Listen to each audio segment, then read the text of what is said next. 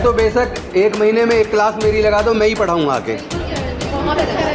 जो जातिवाद खत्म करने पे, छुआछूत मुक्त भारत बनाने पे अपना काम करें। अंधविश्वास और पाखंडवाद से बिल्कुल दूर रहना। कोई जादू टोने से नंबर नहीं आते, पढ़ने से आते हैं, पूजा पाठ से नहीं आते। सही मायने में सावित्रीबाई फूले, जिन्होंने महिलाओं का भारत का पहला स्कूल खोला, जिनके पति ने भारत में दलितों के पिछड़ों के लिए 15 मई 1848 को पहला स्कूल खोला। ऐतिहासिक चीज़ें हैं ये कहीं स्कूल में नहीं पढ़ाई जा रही, हम अपने स्कूल पढ़ाते हैं। डॉक्टर बाबा साहब अम्बेडकर को पढ़ाओ, सावित्रीबाई फूले जी को पढ़ाओ। का जो रिजर्व बैंक बनाया ना, वो डॉक्टर बाबा साहब अम्बेडकर का थीसिस है।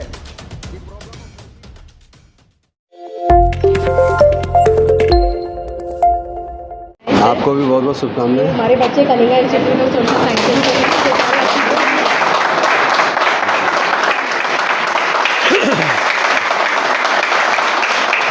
सबसे पहले तो बच्चों, आज आप सबको शिक्षक दिवस की बहुत बहुत शुभकामनाएं। लेकिन क्या आप लोगों को पता है कि भारत के अंदर 3,500 साल तक भारत की महिलाओं को, दलितों को, पिछड़ों को, आदिवासियों को पढ़ने का अधिकार नहीं था? तो भारत में महिलाओं के लिए पहला स्कूल किसने खोला पता है आपको या नहीं? जिसको पता वो हाथ उठाओ।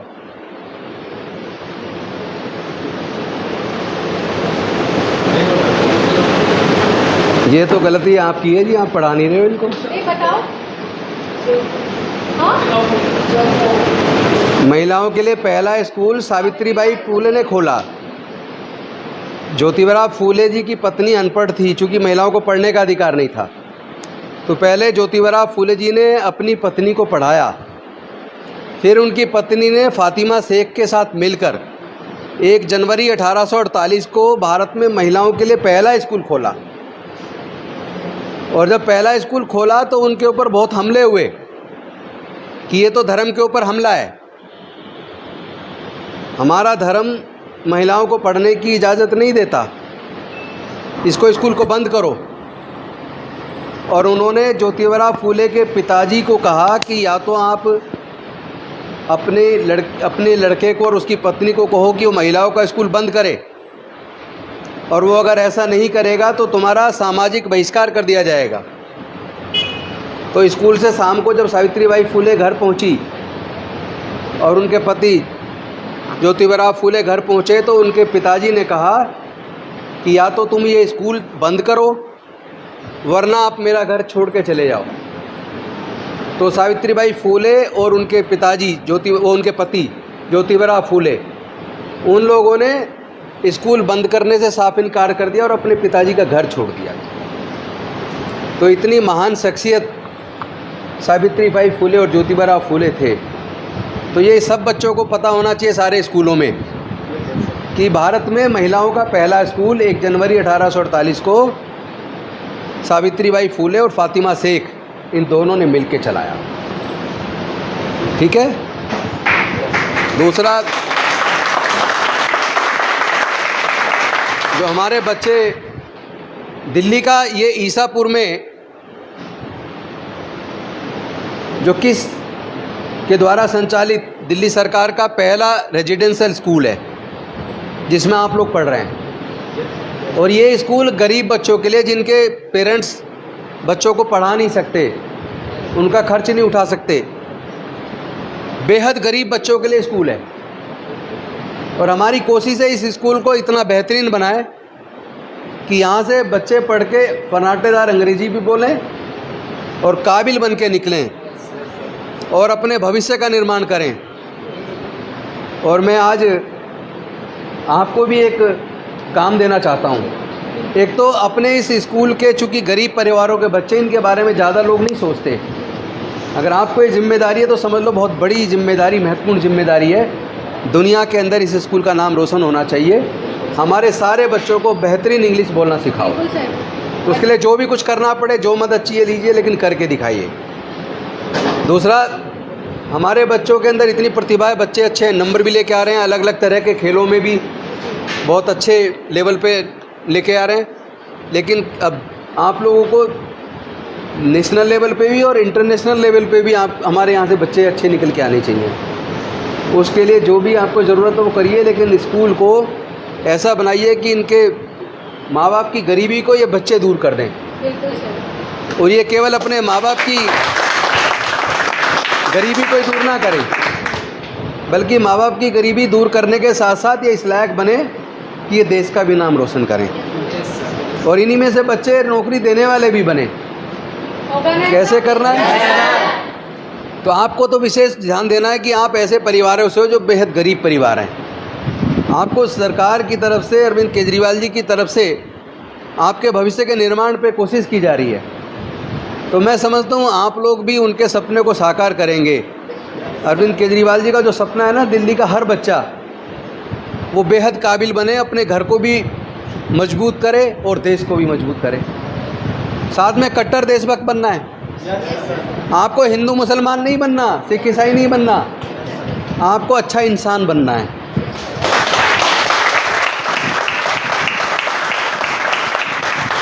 आपको किसी भी प्रकार के अंधविश्वास में भरोसा नहीं करना। अंधविश्वास, पाखंडवाद से कुछ नहीं मिलना। आपको जो भी कुछ मिलेगा वो केवल आपकी मेहनत से मिलेगा, आपकी काबिलियत से मिलेगा। और वैसे भी गरीबों को तो कोई वैसे मौका नहीं देता।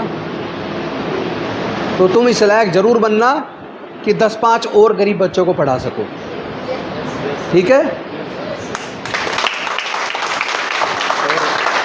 आपसे एक और मेरा निवेदन है, चाहे तो बेशक 1 महीने में 1 क्लास मेरी लगा दो, मैं ही पढ़ाऊँगा आके। बहुत अच्छा रहेगा सर। बच्चों को फंडामेंटल राइट पढ़ाने, बच्चों को भारत की संविधान की प्रस्तावना उसका अर्थ अच्छे से समझाना है, बच्चों को directive principle of state policy पढ़ानी है, और बच्चों को फंडामेंटल ड्यूटीज़ पढ़ानी है।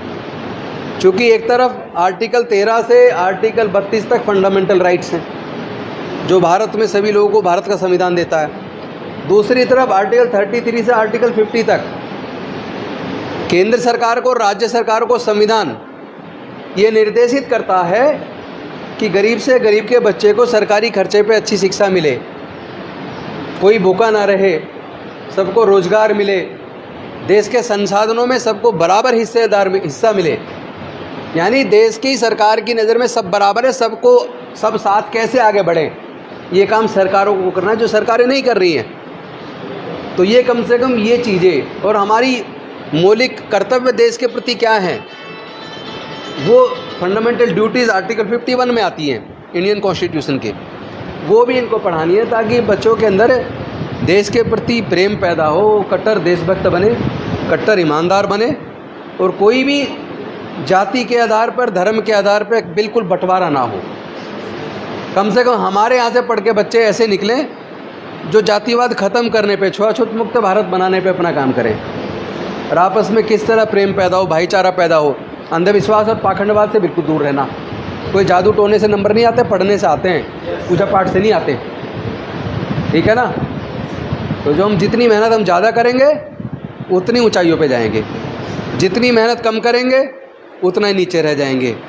और आपको तो अपने माँ बाप से सबक लेना है, वो गरीब क्यों रह गए। अगर वो उन्हें पढ़ने का मौका मिला होता, अगर वो पढ़े लिखे होते, वो कामयाब होते, तो फिर आपको इस स्कूल में, जहाँ मतलब एकदम गरीबों के लिए खुला है स्कूल, उसकी ज़रूरत नहीं पड़ती।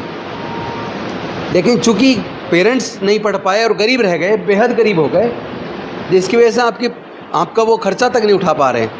तो अब आपको इस लायक ज़रूर बनना है कि आप अपने माँ बाप के उस जीवन स्तर को भी सुधारेंगे और अपने आप को कामयाब बनाएंगे और देश को का निर्माण करने में अपनी भूमिका निभाएंगे। इन्हीं शब्दों के साथ आपको सबको आज शिक्षक दिवस की मैं शुभकामनाएं देता हूं, और मैं उम्मीद करता हूं आने वाले दिनों में देश शिक्षक दिवस को सावित्रीबाई फूले के दिवस के रूप में मनाएगा।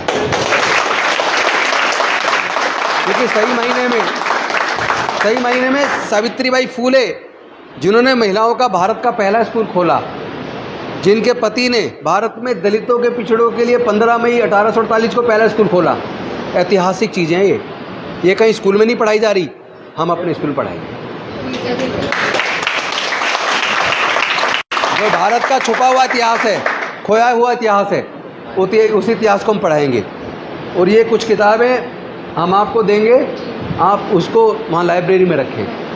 और भी कुछ किताबें, डॉक्टर बाबा साहब अम्बेडकर को पढ़ाओ, सावित्रीबाई फुले जी को पढ़ाओ, और माता रमाबाई का बलिदान, 4 बच्चे जिनके इलाज के अभाव में मर गए, फिर भी उन्होंने और उनके पति डॉक्टर बाबा साहब अम्बेडकर ने पूरा जीवन लगा के 3500 साल की गुलामी से देश के 90% लोगों को आज़ाद कराया।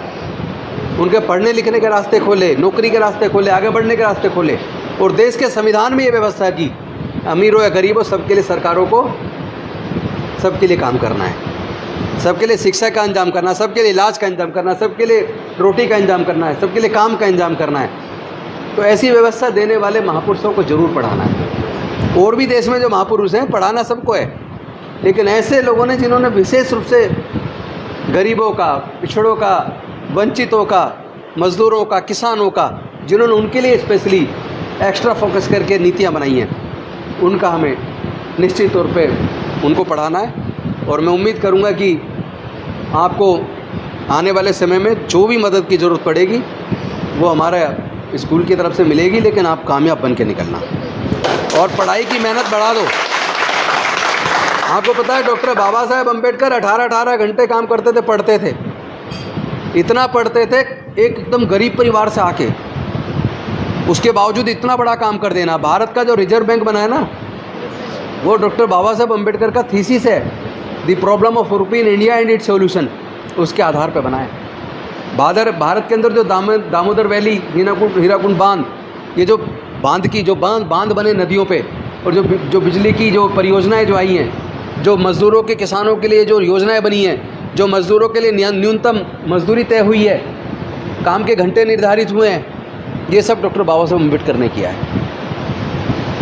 तो और महिलाओं को जो मैटरनिटी लीव मिलती है और उसके बाद छुट्टी के बदले पैसे भी मिलते हैं, वो भी उन्होंने किया है। तो ऐसी जो महान शख्सियतें देश के अंदर हुई हैं, मुझे लगता है उन सबको पढ़ के उनको अपना प्रेरणा स्रोत मानते हुए, जिस तरह उन्होंने पढ़ के मेहनत करके इतनी ऊंचाई हासिल की है, उसी तरह ये मान लेना कोई भी गरीब से गरीब कमज़ोर बच्चा भी मेहनत करके वो मुकाम हासिल कर सकता है। ठीक है, आप सबको पुनः बहुत बहुत बधाई, बहुत बहुत शुभकामनाएं। Thank you very much. जय भीम।